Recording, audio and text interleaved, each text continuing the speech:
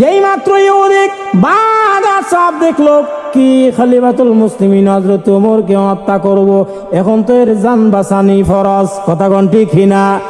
বাঘ করছে কি একটা একটা নিয়াদে খলিফাতুল মুসলিমিন হযরত ওমরের দুইটা পার মধ্যে জিহ্বা দিয়া চাষে আর বড় বড় চোখ দিয়া ইহুদির দিকে এমনি তাকায়। যেই মাত্র তাকাইছে তার হাত থেকে তলোয়ার পড়ে গেছে এবং কাগজপত্র পড়ে গেছে।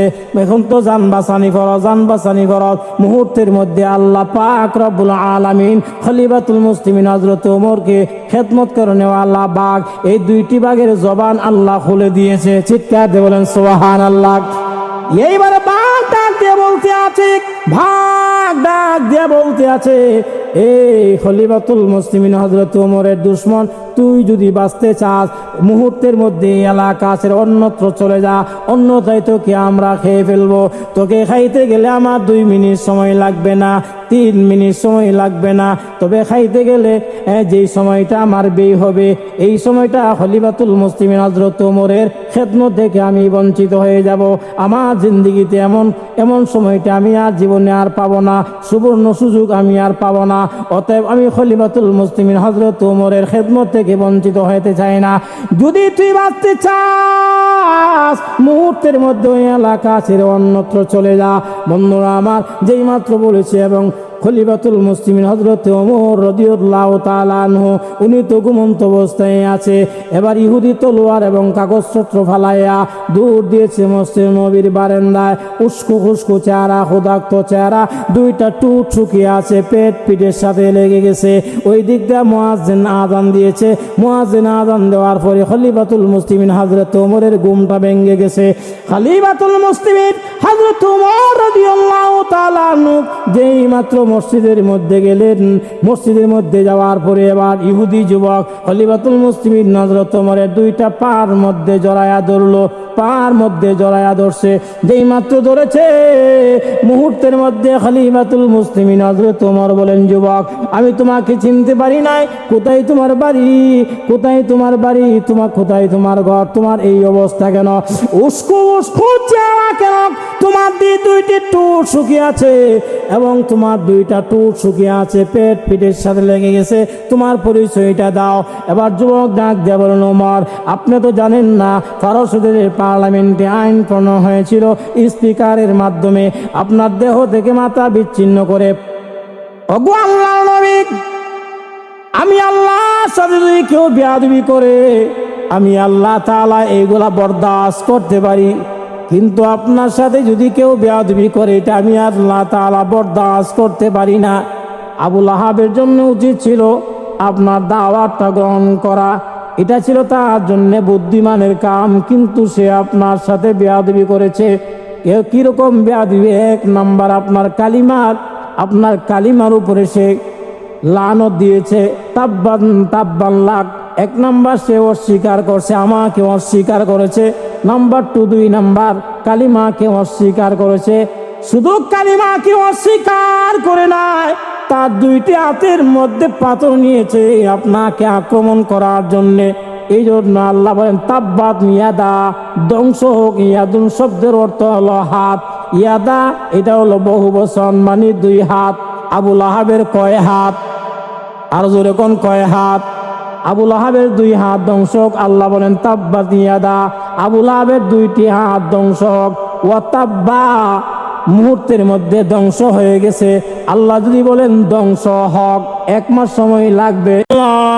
বিইজনিহি ওয়া সিরাজাম মুনীরা। أما بعد فقد قال الله تعالى في كلامه المجيد وفي فرقانه الحميد. أعوذ بالله من الشيطان الرجيم. بسم الله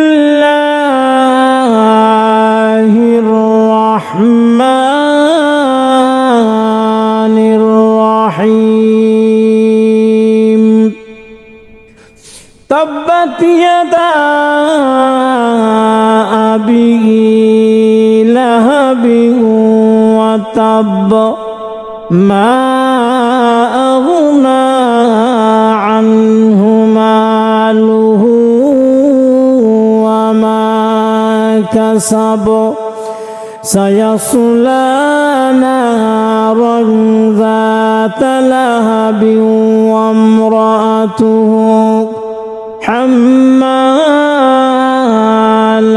الحطب في جيدها حبل من مسد قال النبي صلى الله عليه وسلم لا يؤمن أحدكم حتى أكون أحب إليه من والده وولده والناس أجمعين صلى الله على سيدنا ومولانا محمد وعلى آله وأصحابه وسلم بلغ العلا بكماله كشف الدجى بجماله حسنت جميع خصاله صلوا عليه وآله نهایت قابل احترام معزز مکرم حضرت علماء کرام উপস্থিত আমার দিনদরদি ভাইরা পর্দানিশীন আমার মা ও বোন আমি আপনাদের সামনে মহাগ্রন্থ আল কোরআনুল কারীমের 30 পারার সূরাতুল লাহাব নামে একটি সূরা এই সূরা আমি আপনাদের সামনে তিলাওয়াত করেছি রাসূল করিম সাল্লাল্লাহু আলাইহি সাল্লামের অসংখ্য অগণিত হাদিস থেকে ছোট্ট একখান হাদিস আমি আপনাদের সামনে পেশ করেছি বন্ধুরা আমার রাসূল করিম সাল্লাল্লাহু আলাইহি সাল্লাম যখন নবুয়ত পাইলেন নবুয়ত পাওয়ার পর আল্লাহ রাব্বুল আলামিনের পক্ষ থেকে একটি ঘোষণা ওয়া আনজির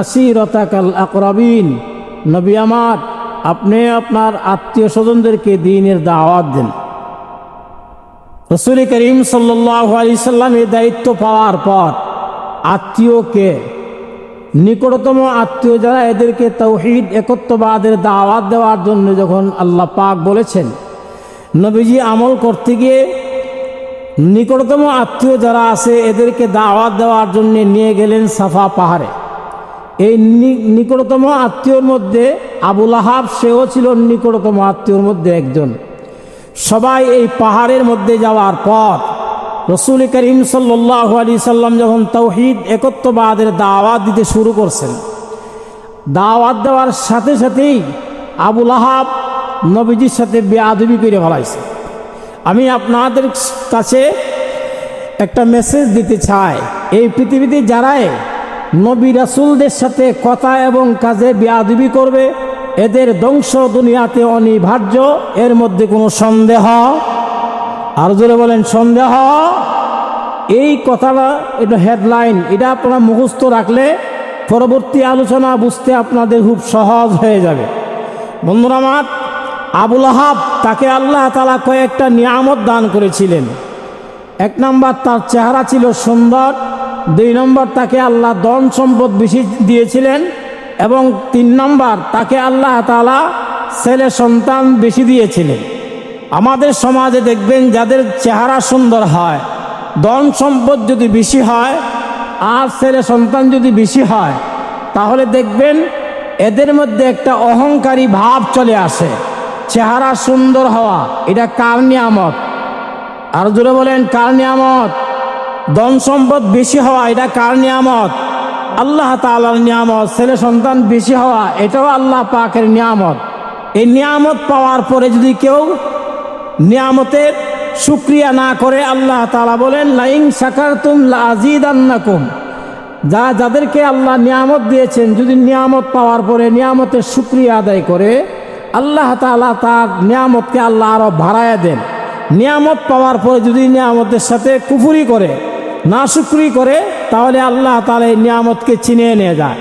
আবুল আহাব, তার জন্য উচিত ছিল নবীজির দাওয়াতটা গ্রহণ করা, কিন্তু সে নবীর দাওয়াত না করে নবীর সাথে উল্টা বেয়াদবি করেছে। বেয়াদবিটা কি? এক নাম্বার সে নবীজিকে বলেন আলিহাজা জামাতানা, মোহাম্মদ তুমি আমাদেরকে এই কথা বলার জন্য এই মাঠে নিয়ে আসছো? তাব্বান লাক, মোহাম্মদ তুমি ধ্বংস হও। চিৎকার দিয়ে বলেন নাউজুবিল্লাহ। আপনারা কি মনে করেন আবুল আহাবের বদদোয়ায় আমাদের নবীজি ধ্বংস হয়ে যাবে? কশিন খালো আবুল আহাবের বদদোয়ায় নবীজি ধ্বংস হবে না। এক নাম্বার বেয়াদবি করছে, মোহাম্মদ তুমি ধ্বংস হও। এক। দুই নম্বর, এই বেয়াদবি করে সে ক্লান্ত হয় নাই, সে তার দুইটি হাতের মধ্যে পাথর নিয়েছে নবীজিকে আক্রমণ করার জন্যে। যেই মাত্র দুই হাতের মধ্যে পাথর নিয়েছে আক্রমণ করার জন্যে, আল্লাহ তাআলার কাছে আবুল আহাবের এই বেয়াদবিটা আল্লাহ তাআলার কাছে পছন্দনীয় হয় নাই। সাথে সাথে আল্লাহ তাআলা আবুল আহাবের দাঁত ভাঙ্গা জবাব দেওয়ার জন্যে জিবরাইল আমিন আলাইহিস সালামকে সূরাতুল লাহাব আল্লাহ নাজিল করে দিয়ে দিয়েছেন। এবার জিবরাইল আমিন আলাইহিস সালাম নবীজির দরবারে এসে সূরাতুল লাহাব আল্লাহ তাআলা নাজিল করলেন। আল্লাহ বলেন তাব্বাত ইয়াদা আবি লাহাবি ওয়া তাব।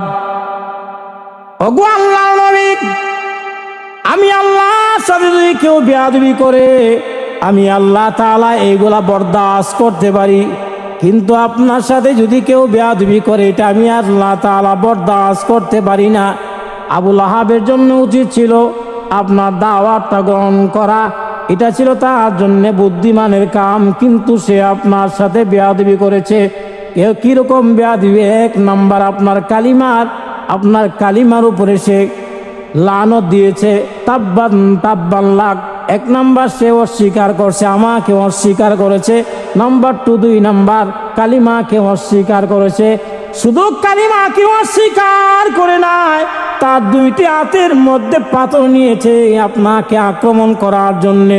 এই জন্য আল্লাহ বলেন তাব্বাত ইয়াদা, ধ্বংস হোক। ইয়াদুন শব্দের অর্থ হলো হাত, ইয়াদা এটা হলো বহুবচন, মানে দুই হাত। আবুল আহাবের কয় হাত? আর জোরে কোন কয় হাত? আবুল আহাবের দুই হাত ধ্বংস হোক। আল্লাহ বলেন তাব্বাত ইয়াদা, আবুল আহাবের দুইটি হাত ধ্বংস হোক। ওয়া তাব্বা, মুহূর্তের মধ্যে ধ্বংস হয়ে গেছে। আল্লাহ যদি বলেন ধ্বংস হক, 1 মাস সময় লাগবে। এ কথা বলেন না 1 মাস সময় লাগবে। আল্লাহ বলতে দেরি, আল্লাহ তাআলা বলতে দেরি, কার্যকর হতে দেরি নাই।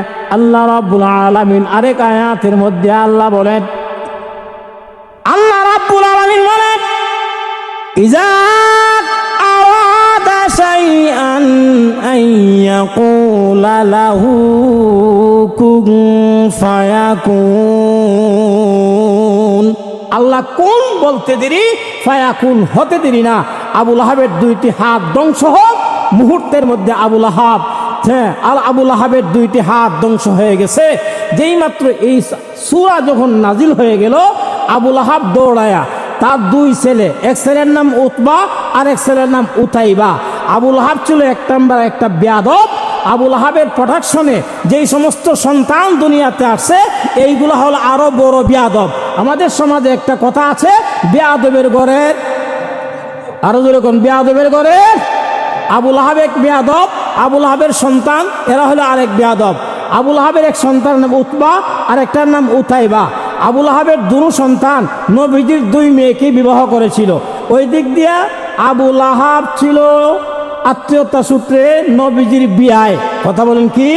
বিয়ায়। আবুল আহাব তার সন্তানদেরকে, আবুল আহাব যদিও ছিল কাফের, কিন্তু আবুল আহাবের দিলের ভিতরে একটা বিশ্বাস ছিল। আব্দুল্লাহ ছিলেন মুহাম্মদ সাল্লাল্লাহু আলাইহি সাল্লামের কাছে জিবরাইল আমিন আলাইহিস সালামের মাধ্যমে যে সূরা নাজিল হয়, যা নাজিল হয়, এইগুলা 100% সত্য। অতএব আবুল আহাব যে ধ্বংস হয়ে যাবে এটাও সত্য। আবুল আহাবের ভিতরে একটা কম্পন শুরু হয়ে গেছে, হায় হায় আমি তো ধ্বংস হয়ে যাব, আমি তো ধ্বংস হয়ে যাব। এবার আবুল আহাব তার দুই ছেলেকে ডাক দিয়া কাছে আইনা আবুল আহাব বলতেছে, এই ছেলেরা শুনছো? বল কি আব্বু? শুনি নাই। আমার নামে ধ্বংসের সূরা নাজিল হয়ে গেছে, আমি নাকি ধ্বংস হয়ে যাব? মুহাম্মদ সাল্লাল্লাহু আলাইহি সাল্লামের কাছে জিবরাইলের মাধ্যমে যা নাজিল হয় এইগুলো 100% সত্য, আমি যে ধ্বংস হয়ে যাব এর মধ্যে কোনো সন্দেহ নাই। অতএব তোমরা যদি আমার সন্তান হয়ে থাকো তাহলে এই মুহূর্তে মুহাম্মদের মেয়েকে তালাক দিয়ে দাও, যদি তালাক না দাও তাহলে আমি তোমাদেরকে তীর্যবতী করে দিয়ে দিব। আবুল আহাব সে ছিল বিয়াদব, আবুল আহাবের ছেলে সে ছিল আরো বড় ডবল বিয়াদব। আবুল আহাবের ছেলেকে আব্বু এটা কি বলেন? আপনি ধ্বংস হয়ে যাবেন আর আমরা তার মেয়েকে নিয়ে ঘর সংসার করব, এটা তো কশিন কালে হতে পারে না। আবুল আহাবের ছেলে কশিন কি নবীজির কাছে গেছেন, নবীজির কাছে গিয়া নবীজির কাছে গিয়া বলেন, এই মুহাম্মদ, আচ্ছা বলুন তো দেখি আপনার দামান যদি আপনাকে নাম ধরে ডাক দেয় তাহলে এটা কি মান সম্মান থাকলো না গেল? কথা বলেন, থাকলো না গেল? আবুল আহাবের ছেলে নবীজিকে নাম ধরে ডাক, এই মুহাম্মদ, যেই মাত্র মুহাম্মদ বলে ডাক দিছে মুহূর্তের মধ্যে নবীজি একটু কষ্ট পাইছেন। এটা হলো 1 নাম্বার বিয়াদবি। 2 নাম্বার শুধু তাই না, 2 নাম্বার বিয়াদবি করছে, আমি তোমার আল্লাহ টাল্লাহ কিচ্ছু মানি না, এটা হলো 2 নাম্বার বিয়াদবি। 3 নাম্বার বিয়াদবি করছে কি, নবীজির পাঞ্জাবির কলারের মধ্যে ধরছেন আক্রমণ করার জন্যে। নবী করছেন কি, নবীজি এই বেয়াদবের চেহারার দিকে না তাকাইছেন আসমানের দিকে, আসমানের দিকে তাকায় একটা দোয়া করছেন, আল্লাহু আকবার। আমাদের নবীর শান মান মর্যাদা কি পরিমাণ, নবীজি মাথাটা নিচ থেকে উপরে দিতে দেরি, আল্লাহর দরবারে দোয়া কবুল হইতে দেরি না। চিৎকার দিয়ে বলেন সুবহানাল্লাহ। এইবারে বিশ্বনবী রাহমাতুল লিল আলামিন আসমানের দিকে তাকাইয়া দোয়া করেছেন, আল্লাহ আপনার তো অসংখ্য গণিত কুকুর সমূহ আছে, একটা কুকুর তার জন্য মুসাল্লাত করে দাও। বন্ধুরা আমার, আবুল আহাব ছিল আবুল আহাব ছিল বড় একজন ব্যবসায়ী। আবুল আহাবের ছেলে সেও ছিল বড় ব্যবসায়ী, বড় লোকের ঘরের বড় লোক, ব্যবসা করার জন্য গেল, সিরিয়াতে ব্যবসা করার জন্য গেল।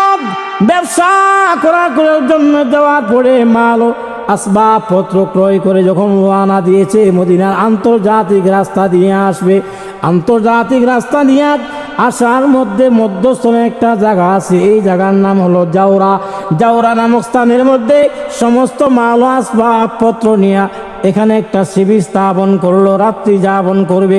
রাত্রি যাপন করার সময় হঠাৎ করে দেখা যায় তার সাথে তার অনেক কাজের লোকও আছে, কর্মচারীরও আছে, এরা সবাই মাল আসবাবপত্র নিয়ে একটা তাঁবু স্থাপন করলো। শিবির স্থাপন করার পরে একটা তাঁবু নির্মাণ করলো। কিছুক্ষণ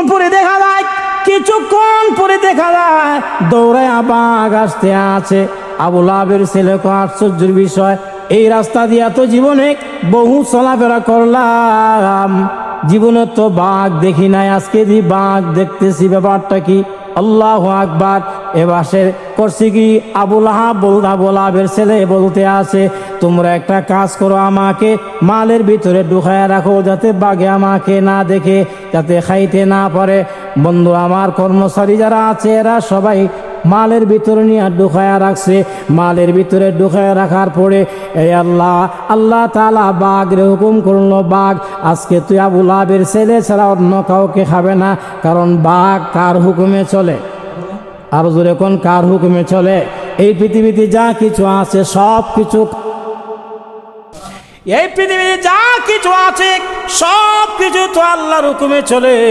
এবার চলে আসলো আপনার বাঘ। চলে আসার পরে দেখা যায় একটা কর্মচারীও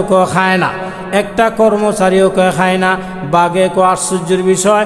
এক পর্যায়ে আবুল আহাবের ছেলেকে এটাকে বাঘ না ছাগল বাঘ না ছাগল একটা কেউ খায় না। ব্যাপারটা কি?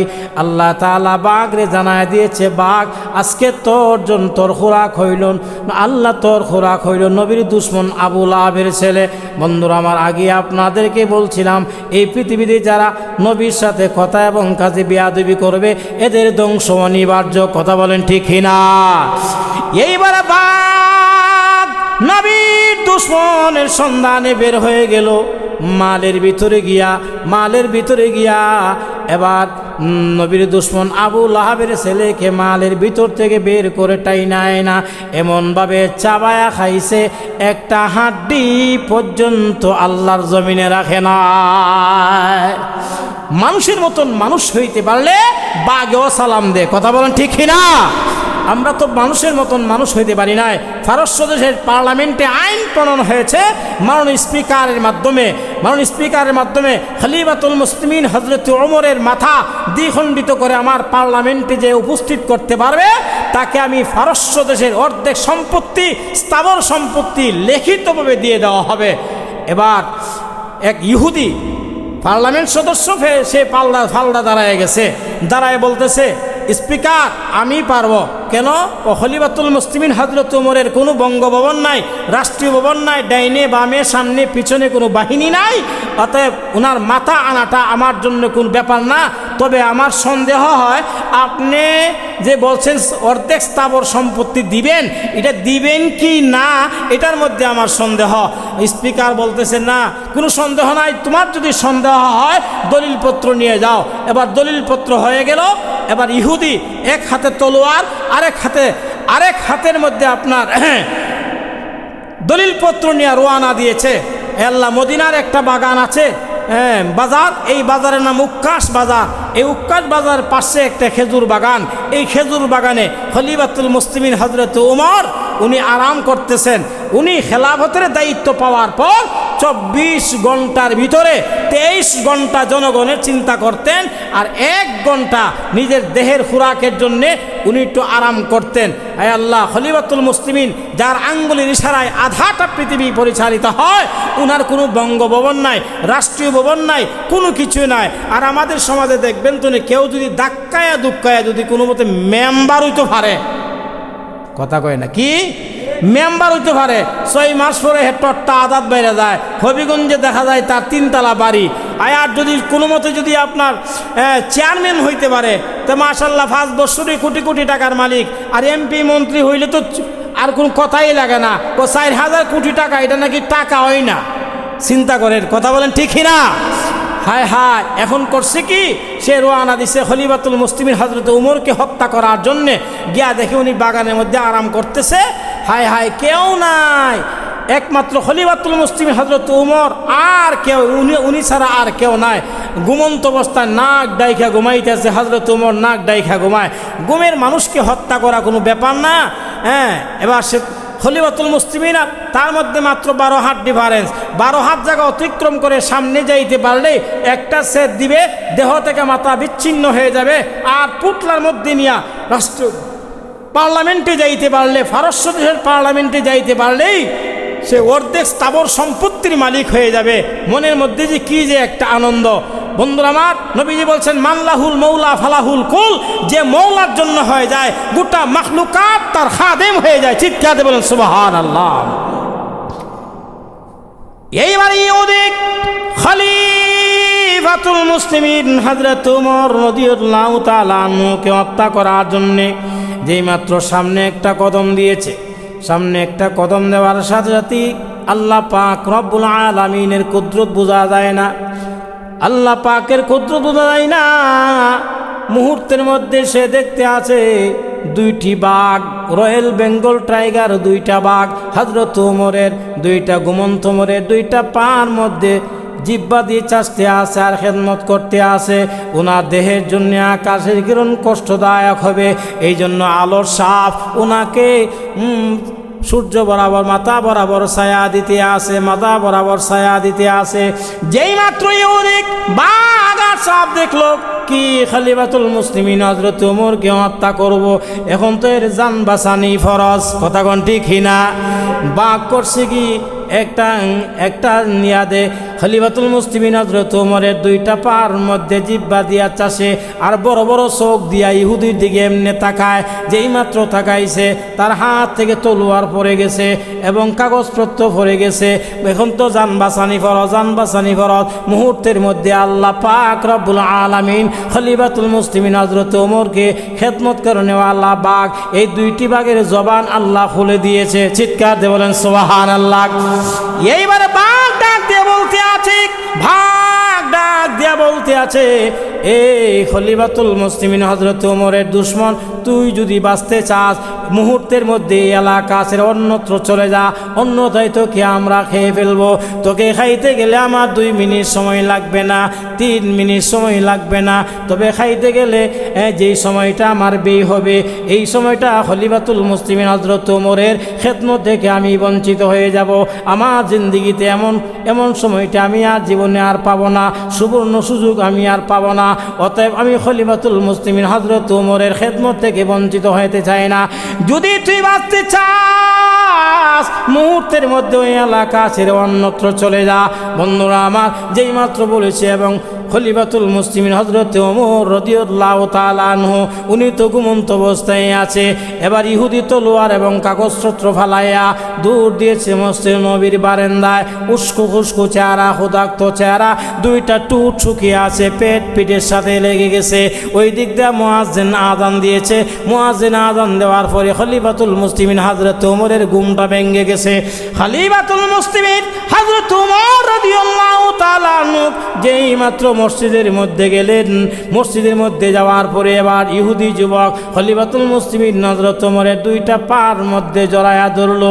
পার মধ্যে জড়ায়া ধরছে, যেই মাত্র ধরেছে মুহূর্তের মধ্যে খলিফাতুল মুসলিমিন হযরত ওমর বলেন, যুবক আমি তোমাকে চিনতে পারি নাই, কোথায় তোমার বাড়ি, কোথায় তোমার বাড়ি, কোথায় তোমার ঘর, তোমার এই অবস্থা কেন, উস্কো উস্কো চেহারা কেন, তোমার দুইটি টুট শুকিয়ে আছে এবং তোমার দুইটা টুট শুকিয়ে আছে, পেট পিঠের সাথে লেগে গেছে, তোমার পরিচয়টা দাও।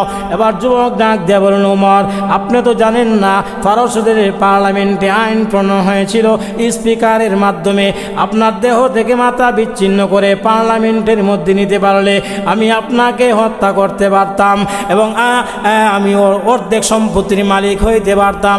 আমি আসছিলাম সম্পদের লোভে আপনাকে মারার জন্য, আমি আসছিলাম আপনাকে মারার জন্যে, আমি আসছিলাম, কিন্তু আপনি ঘুমন্ত অবস্থায় ছিলেন, বাগানের মধ্যে ঘুমন্ত অবস্থায় ছিলেন। আপনার মধ্যে আর আমার মধ্যে মাত্র 12 হাত জায়গা ডিফারেন্স ছিল। 12 হাত জায়গা অতিক্রম করে সামনে যাইতে পারলে আমি আপনাকে হত্যা করতে পারতাম। যেই মাত্র আমি ব্যাগ থেকে তলোয়ারটা বের করে সামনে একটা কদম দিয়েছি আপনাকে মারার জন্যে, মুহূর্তের মধ্যে আমার চোখের সামনে দুইটা দৃশ্য ভেসে গেল। আমি দেখতে আছি 2টি বাঘ আপনাদের খেদমত করতে আসে, 2টি বাঘ আপনাকে খেদমত করে। শুধু তাই না, আপনার দেহের জন্য আকাশে কিরণ কষ্টদায়ক হবে, এই জন্য আলোর সাপ তার ফনা দিয়া ছায়া দিতে আছে। আরে ওমর, আপনি যে মুসলমানদের খলিফা, মুসলমানদের রাষ্ট্রনায়ক, এর মধ্যে কোনো সন্দেহ নাই। আপনি আমারে কালিমা পড়াইয়া এখনই মুসলমান বানায়া দেন। বন্ধুরা আমার, খলিফাতুল মুসলিমিন হযরত ওমর কেমন ছিলেন? হযরত ওমর রাদিয়াল্লাহু তাআলা আনহু ইসলাম গ্রহণ করার আগে কোনো মূল্য ছিল না, কদর ছিল না। উনি উট রাখালি করতো, এমন একটু বুকাস টাইপের ছিলেন। ইসলাম গ্রহণ করার আগে উনার কোনো মূল্য ছিল না, ইজ্জত ছিল না, কদর ছিল না। উনি উট রাখালি করতেন। দৈহিক দিক দিয়া উনি ছিলেন একটু লম্বা, কিন্তু উট রাখালি করতে গিয়া উট উনার গায়ে প্রস্রাব করে দিত, পায়খানা করে দিত। এটাতে পরিষ্কার করে ভদ্র সমাজে গিয়ে দাঁড়াতে হবে, এই জ্ঞানটা পর্যন্ত খলিফাতুল মুসলিমিন হযরত ওমরের মাথায় ছিল না। কিন্তু যেই মাত্র খলিফাতুল মুসলিমিন ইসলাম গ্রহণ করেছে, ইসলামের বিধিবিধান মাথা থেকে পা পর্যন্ত ফিট করেছে, খলিফাতুল মুসলিমিনের মর্যাদা আল্লাহর কাছে এমনভাবে বেড়ে গেছে, এই আল্লাহ আধাটা পৃথিবী ওনার আঙ্গুলের ইশারায় পরিচালিত হইতো। জোরে কন্যা সুবহানাল্লাহ। 1 নম্বর বিয়াদব আবু লাহাব, 2 নম্বর বিয়াদব আবু লাহাবের ছেলে। বন্ধুরা আমার, আবু লাহাব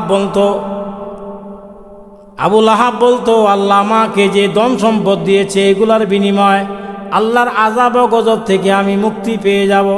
মুহূর্তের মধ্যে আল্লাহ কোরআনের আয়াত আর একটা আয়াত নাজিল করে দিয়ে আল্লাহ বলেন, মা আগনা আনহু মালুহু ওয়া মা কাসাব।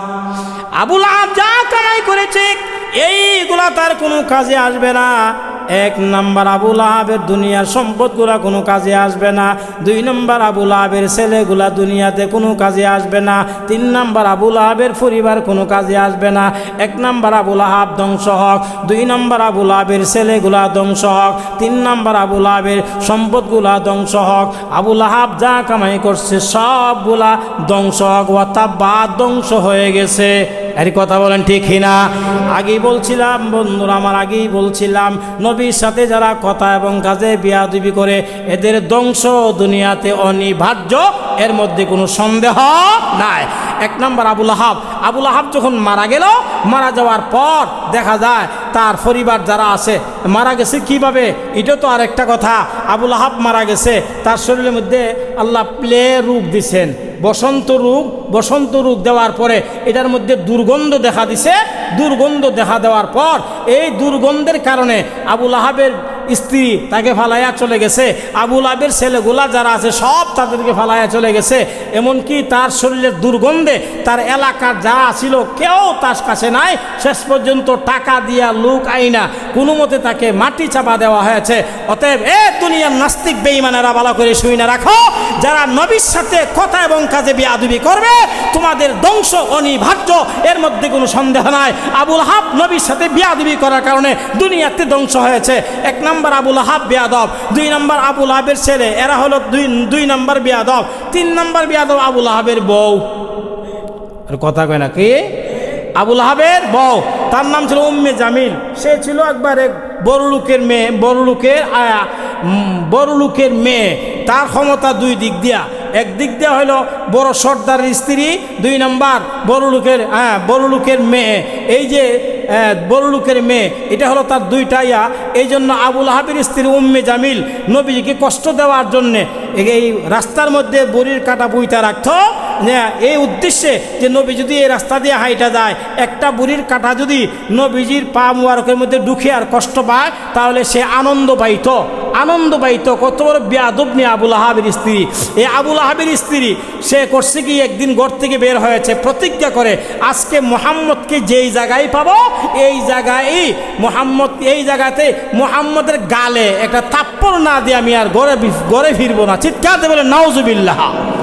কত বড় বেয়াদব নি, নবীজিকে থাপ্পড় না দিয়া ঘরে আর ফিরবে না, সে বের হয়ে গেছে। এই কথাটা সিদ্দিক আকবর রাদিয়াল্লাহু তাআলা আনহুর কানের মধ্যে চলে গেছে। এক পর্যায়ে নবীজি এবং সিদ্দিক আকবর এবং আয়েশা সিদ্দিকা রাদিয়াল্লাহু তাআলা আনহা, নবীজির স্ত্রী, মহব্বতের স্ত্রী, তো এরা বাপ বিটি আর নবী, এই তিনজনে খানায়ে কাবার ওয়ালের সামনে বইসা ওনারা আল্লাহর কালাম তিলাওয়াত করতেছেন। তিলাওয়াত করেন নবীজি আর শুনেন দুইজন, একজনের নাম আবু বকর, আরেকজনের নাম হযরত আয়েশা, নবীর মহব্বতের স্ত্রী। এরা দুইজনে শুনতেছেন আর নবীজি তিলাওয়াত করতেছেন। এবার বুঝুন তো দেখি, যে কোরআন জিবরাইলের মাধ্যমে নবীজির কাছে নাজিল হয়েছে, এই কোরআনের তিলাওয়াত নবীর জবানে কতটুকু সুন্দর হবে। আমাদের কারি আব্দুল বাসিত রহমতুল্লাহি আলাই যখন কোরআন তিলাওয়াত করতেন তখন বোঝা যাইত যে কোরআন মনে হয় এই মুহূর্তে নাজিল হইতেছে। আমাদের হাফেজ জুবাইর আহমদ আনসারী রহমতুল্লাহি আলাই, আল্লাহু আকবার আল্লাহু আকবার, জুবাইর আহমদ আনসারী রহমতুল্লাহি আলাই যখন কোরআন তিলাওয়াত করতেন মনে হইতো যে এই মুহূর্তে মনে হয় কোরআন নাজিল হইতেছে। চিৎকার বলেন সুবহানাল্লাহ।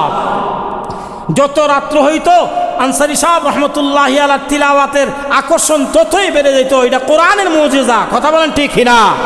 নবীজি তেলাওয়াত করতেছেন আর দুইজন শুনতেছে।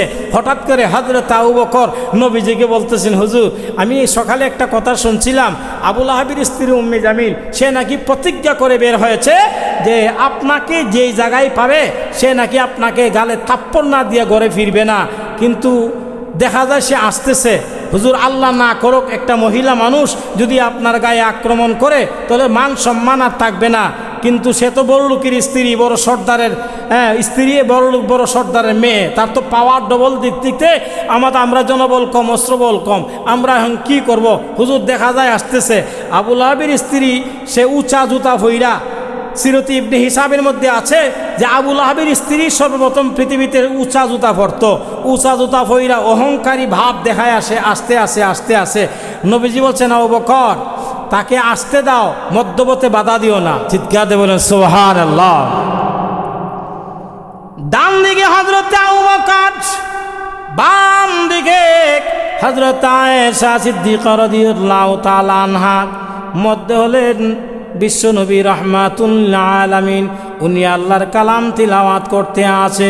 আবু লাহাবের স্ত্রী আস্তে আস্তে এক পর্যায়ে সামনে দাঁড়ায়া বলতে আছে, তোমাদের মুহাম্মদ কোথায়? চিৎকার দিয়ে বলেন না সুবহানাল্লাহ।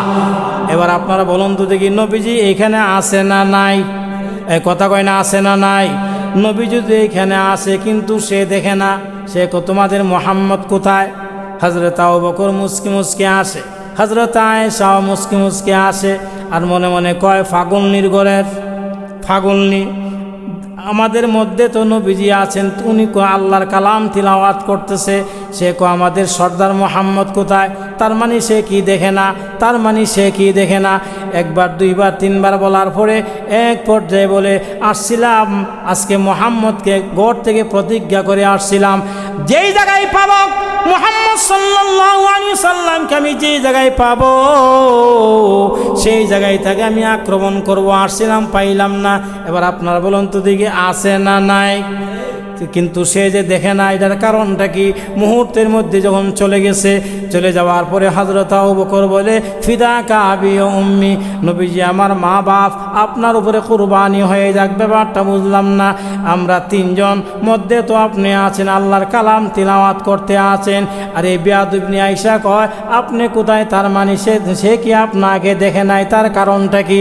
যেই মাত্র বলেছে, মুহূর্তের মধ্যে নবীজির কাছে জিবরাইল আমিন আলাইহিস সালাম কোরআনের আয়াত নাজিল করে দিয়ে দিল, ওয়া ইযা ক্বারাতাল কুরআনা জাআলনা বাইনাকা ওয়া বাইনাল্লাযিনা লা ইউমিনুনা বিল আখিরাতি হিজাবাম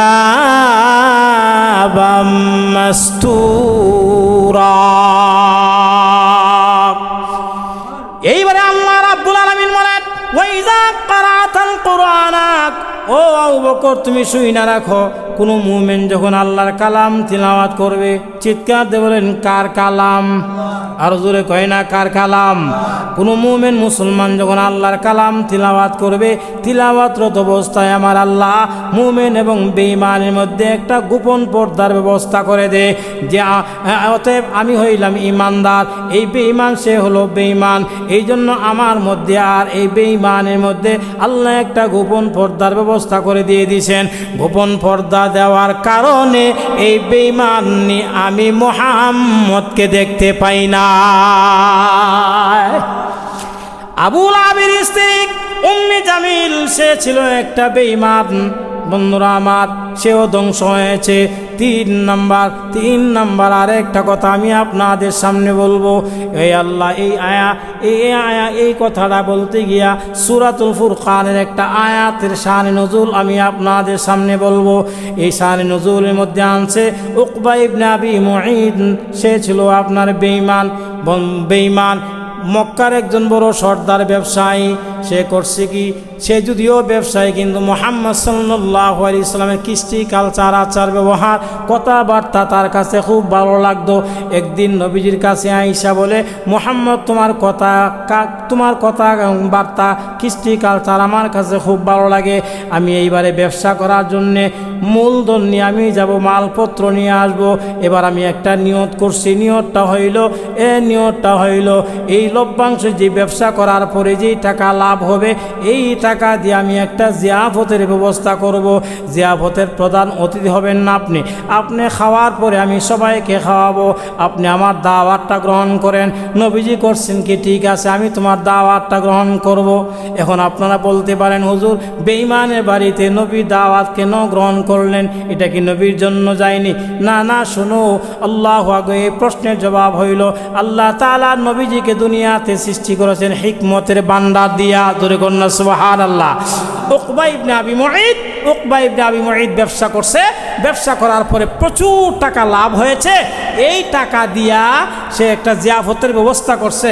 জিয়াফতের ব্যবস্থা করার পরে সবাইকে দাওয়াত করছেন, আর সবাই তার বাসায় গেছে। দুপুরের টাইম হয়ে গেছে, খাবার খাইতো, কিন্তু দেখা যায় নবীজি এখনো যায় নাই, যার কারণে কাউকে সে খাবার দেয় না। এবার উবাই ইবনে খালফ সে বলতেছে, দোস্ত দাওয়াত দিস না একবেলা, দাওয়াত দিয়েছো, খাবার দেও না কে? তোমার তো টাইম হয়ে গেছে, খাবারটা দেও না কেন? খাবার দেও না, আমি যাকে কেন্দ্র করে আজকে দাওয়াতের ব্যবস্থা করেছি, আমার প্রধান অতিথি এখনো আসে নাই। উবাই ইবনে খালফ সে কয়, তাহলে তোমার প্রধান অতিথি কে? এবার উকবা ইবনে আবি মুঈত বলে, আমার প্রধান অতিথি হলো আব্দুল্লাহ ছেলে মুহাম্মদ সাল্লাল্লাহু আলাইহি সাল্লাম। যেই মাত্র নবীজির নামটা শুনছে, মুহূর্তের মধ্যে তার শরীরের মধ্যে আগুন জ্বলে গেছে। হ্যাঁ, যেই মুহাম্মদের কারণে আজকে আমাদের মধ্যে এই অবস্থা, যেই মুহাম্মদ আমাদের প্রতিমার দুশ্মন, মূর্তির দুশ্মন, যেই মুহাম্মদ আমাদের ধর্মের দুশ্মন, যেই মুহাম্মদ আমাদের এক নম্বরের দুশ্মন, তুমি আজকে আমাদের দুশ্মনকে তুমি প্রধান অতিথি বানাইলা। হ্যাঁ, এটা কেমন কথা? হ্যাঁ, আমি আজকে দুশ্মনকেই প্রধান অতিথি বানাইছি, তোমরা খাইতেও পারো যাইতেও পারো, উনি না আসলে না খাইলে আমি কাউকে খাবার দেব না। সে করছে কি, নবীজিকে তালাশ করার জন্য বের হয়েছে, গিয়া দেখে একটা রাস্তার মধ্যে নবীজি একটা গাছের সাথে ধাক্কা দিয়া দাঁড়ানো। এবার নবীজিকে নিয়ে আসলেন, আইসাকে মুহাম্মদ, হ্যাঁ আপনি খাবার না খাইলে আমি কাউকে খাবার দিতে পারি না, এটা আমার ওয়াদা, অতএব আপনি আগে খাবারটা খান। নবীজিকে, ঠিক আছে আমি তোমার খাবার খাবো। এবার করছে কি, সামনে নিয়ে আসছেন, সামনে খাবার আনছে, নবীজি খাবে, হাত মোবারক পরিষ্কার করলেন, প্লেট পরিষ্কার, হ্যাঁ খাবারও সুস্বাদু, কিন্তু নবীজি খাবারটা খাবে, এমন সময় নবী না আমি তোমার খাবার খাইতে পারি না, আমি তোমার খাবার খাবো না। বলে কেন খাবেন না? না, একটা শর্তে আমি তোমার খাবার খাবো, তুমি যদি আমার কালিমাটা পড়ো তাহলে আমি তোমার খাবারটা খাবো। এবার উকবা ইবনে আবি মুঈত বলে, এটা একটা কথা হইল, আপনি সম্ভ্রান্ত পরিবারের সন্তান, আমিও সম্ভ্রান্ত পরিবারের সন্তান, আমি একজন বড় লোক মানুষ, আপনি আমার বাসায় আসছেন, আমি আপনাকে ভালোবাসি, কিন্তু আপনি বাসায় আসার পরে খাবার না খায়া চলে গেলে আমার মান সম্মান থাকে না, অতএব আপনি শর্ত দিয়েছেন কালিমা পড়লে আপনি খাবার খাবেন, অবশ্যই আমি তোমার কালিমাটা পড়বো।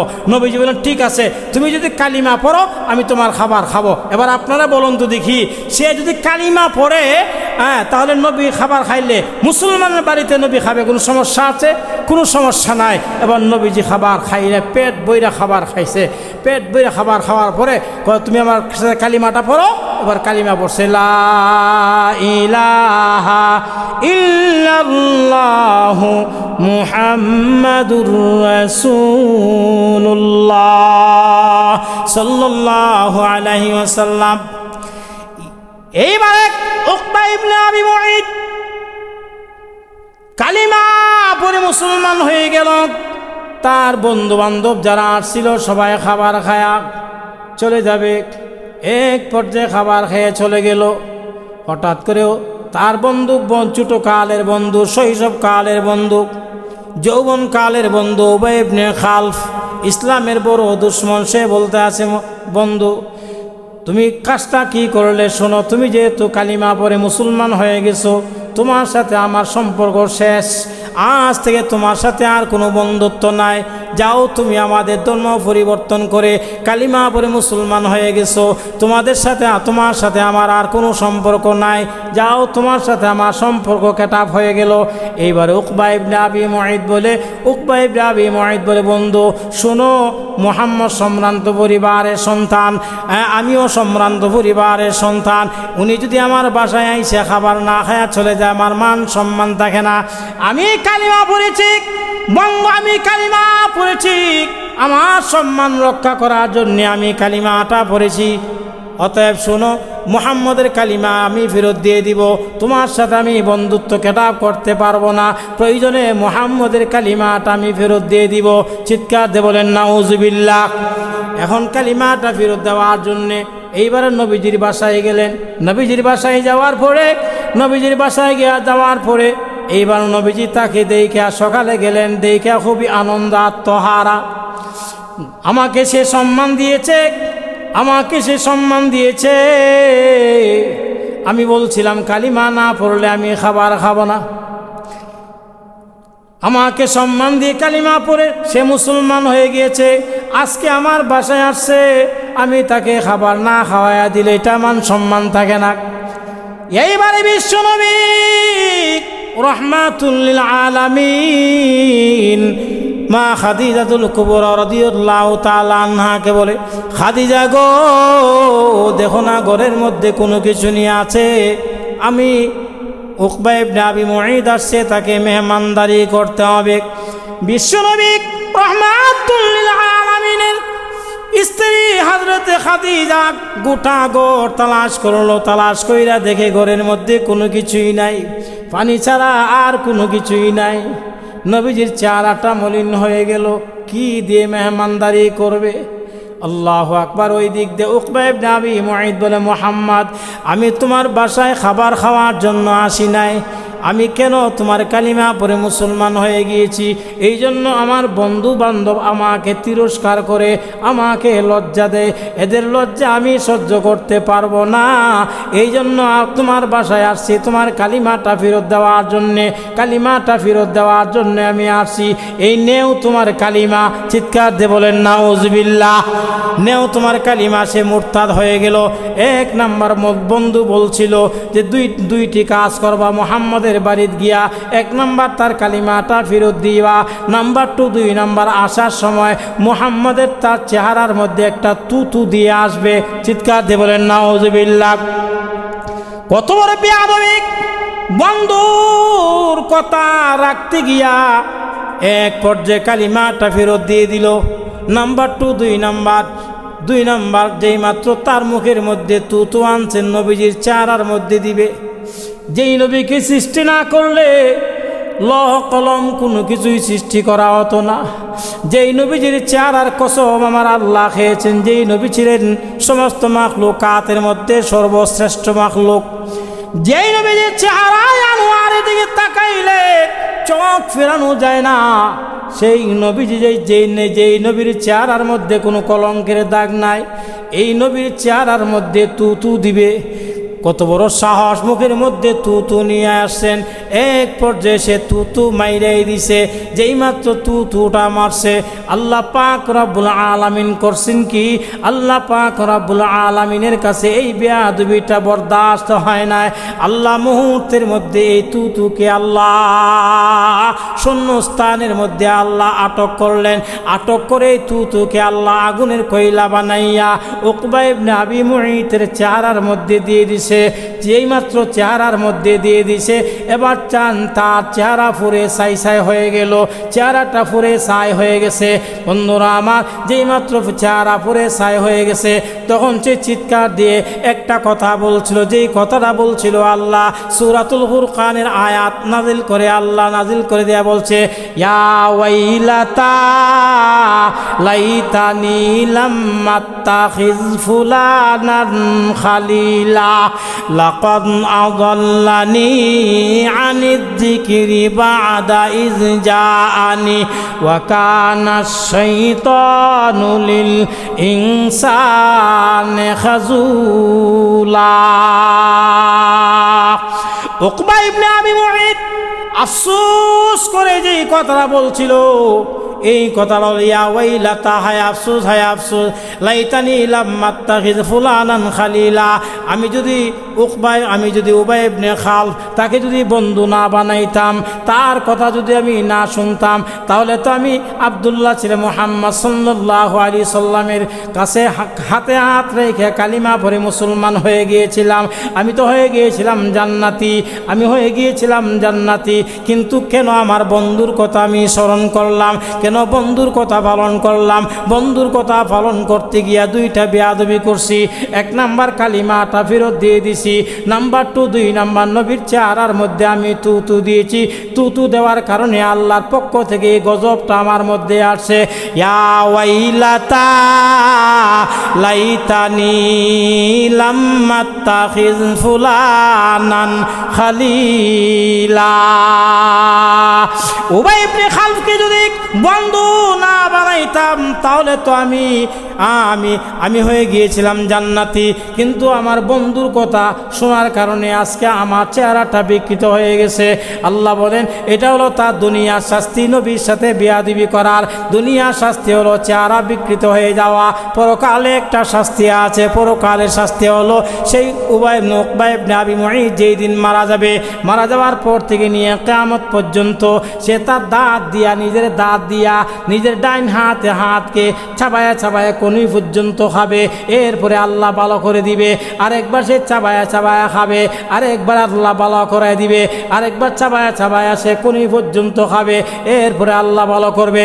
আল্লাহ বলেন নবীর সাথে বেয়াদবি করার পরকালীন শাস্তি হলো নিজের দাঁত দিয়া নিজের হাতকে চাবায়া খাওয়া। আমি আগে আপনাদের কাছে বলছিলাম যে যারা নবীর সাথে কথা এবং কাছে বেয়াদবি করবে এদের ধ্বংস দুনিয়াতে অনিবার্য। কথা বলেন ঠিক কিনা? নবীর সাথে বেয়াদবি করবে এদের ধ্বংস দুনিয়াতে অনিবার্য। আল্লাহু আকবার। ইয়া ওয়াইলাতা লাইতানি লাম্মাত্তাখিজ ফুলানান খালিলা লাকাদ আদাল্লানি আনিয যিকরি বা'দা ইয জাআনি ওয়া কানা আশ-শাইতানু লিল ইনসানি খাযুলা। অতএব আল্লাহ তাআলা আমাদেরকে এই সমস্ত ইয়া থেকে আল্লাহ বাঁচায় রাখো। আল্লাহ তাআলা আমাদেরকে মাফ করে সবাই আমিন। আচ্ছা।